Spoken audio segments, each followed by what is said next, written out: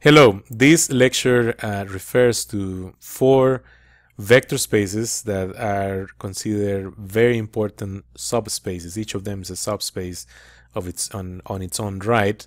They are known as the column space, the row space, the null space, and the left null space. They will refer to the original matrix, and they will also refer to the transpose of the original matrix. So in the chapter matrices, we had learned the definitions of column space and row space and null space. And we're quickly gonna go over a review of some of this material that we had discussed previously, examples we had discussed in detail previously while we were learning material from chapter matrices. And so here's the definition of a column space. A column space is a span, a set of linear combinations, in fact all possible linear combinations, by considering all possible linear combinations of the columns of the matrix, right? So that set, the span of the set of the columns of the matrix, is what we refer to as C of A, the column space of the matrix A. And here we're assuming that in general this matrix A is a rectangular matrix that has m rows and n columns. Okay, and so each of these A sub 1 is a vertical, right? It has vertical representation. So here's A1, and then the next one would be A sub 2, and the next one would be A sub 3, and so on, right? So each of those vectors, A1, A2, A3, all the way through AN, is a, for example, A sub 4 is a vector in CM. Okay, so each of those is a vector that has as many elements as the number of rows of the matrix. Okay, so then we would say that this matrix is, to consider whether or not a vector is a candidate vector is a member of the column space, we would interpret that as solving a linear system of equations. Okay, we would solve a linear system of equations, and we have work examples of this type of determination, calculation. So is this candidate a member of the column space? That's the same or is equivalent as to considering a linear system with the coefficient A being as the coefficient, the matrix of coefficients, and the candidate being the vector of constants. So that means we form an augmented matrix, we form the augmented matrix, row reduce, and then come up with a calculation about solution set. And in this case, it is indeed possible to establish that this candidate V is a member of the column space. With similar methods, we would establish by using row reduction, and this is a case in which the RREF of the augmented matrix has a leading one on the last column, and this is something that leads us to conclude that here there is a contradiction, and therefore we would conclude that in this case the candidate vector W is not a member of the column space. These are questions we had reviewed in detail before.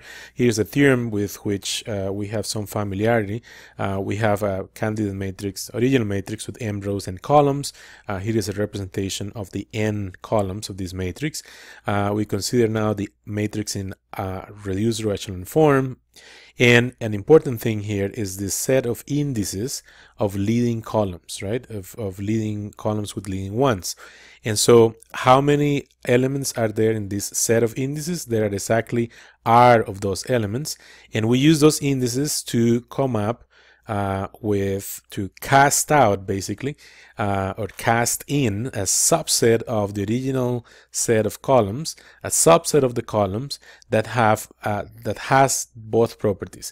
It has the linear independence property and it has the spanning property. So this subset of the columns is a set that has linear independence and spanning properties, and therefore we consider that subset of the columns a basis. And because that set, that subset of columns has exactly R columns, then we would be referring to a case in which the dimension is equal to R, and this would be the dimension of the column space. In other words, this is typically what we call the rank of the matrix, right? So this is the rank sorry there, this is the rank of the matrix. Okay, so here are illustrations of how to use this theorem. So we have the original matrix with row reduce. We're looking at columns 1 and 2, and therefore we select a subset of the columns, and now with only columns 1 and 2, and because this set has only 2 elements, and because of that theorem, we know this set is spanning and is also linearly independent. The dimension of the column space, in this case, the dimension of the column space of the matrix equals 2, and this is what we would say, this is why we would say that the matrix has rank 1. So that little r in the REF, which we say r equals 2, this means the rank of the matrix equals 2. Well, okay, so let's see.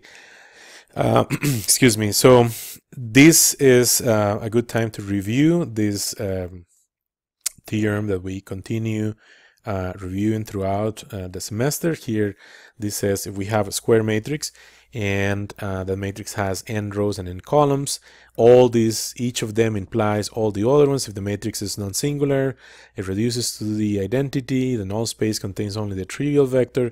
But perhaps here what is most important is what is towards the end. The columns are linearly independent, and the matrix has an inverse. And the column space, okay, the column space of the matrix is exactly,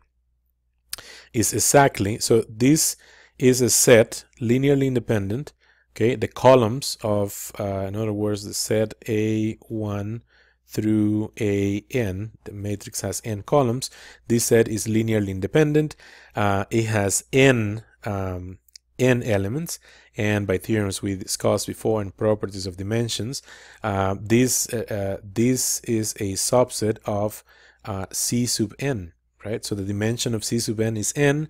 There are n linearly independent members here, linearly independent vectors, and therefore this is also a basis of Cn. But in fact, it's not only a basis, the column space is exactly equal to the vector space Cn. This is a big deal for linearly independent matrices, excuse me, for non-singular matrices with linearly independent columns.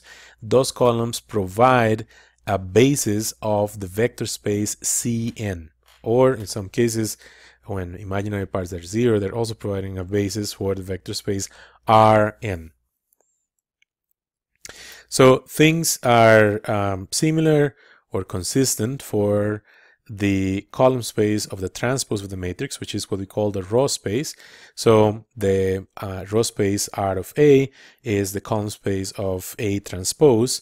Here's an example. This is a matrix. This is a matrix that has 4 rows, and it has 2, 4, 6, 7 columns. So this matrix here is 4 by 7. That means that the transpose is 7 by 4. And now let's let's study here, analyze what happens to the column space of A transpose. So if we row reduce the transpose, and we can find a subset of the columns. Okay, so remember, A transpose has 4 columns, and so the row space is the column space of A transpose, which is the span of these 4 columns. But by applying the theorem that allows us to find a basis for the column space, we can row reduce and find out. And in fact, if we only work with the first 3 columns, those 3 columns would be linearly independent and spanning, right? So that is telling us that the dimension of the column space of A transpose is equal to 3. So we have also discussed this before. The column space of the matrix is exactly equal to the row space. So the definition of row space of a matrix is the column space of the transpose, okay? And while things look very similar here, they're not quite the same. This says that the column space of A matches with the row space of A transpose. This is an easy proof, something you can easily verify. And let's see what we have here. Last but not least, right? So the column space of the matrix C of A is a subspace of Cm. So this is now, unlike the theorem for the equivalences, this is now referring to the general form in which you have a matrix with m rows and n columns. And in such case, the column space of the matrix is a subspace of Cm. Each of these columns, as we discussed before, each of those columns is a member of Cm. The row space of the matrix is a subspace of Cn. Okay, so in the general case,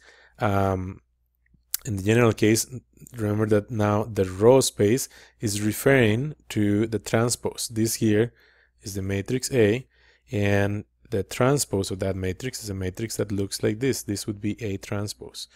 Okay, so A transpose would have n rows and it would have m columns. All right, so the row space is now a subspace of Cn, meaning that each column of A transpose is a column that has length n. The null space of the matrix is a subspace of Cn, and the null space of the transpose of the matrix, also called the left null space, is now a subspace of Cm.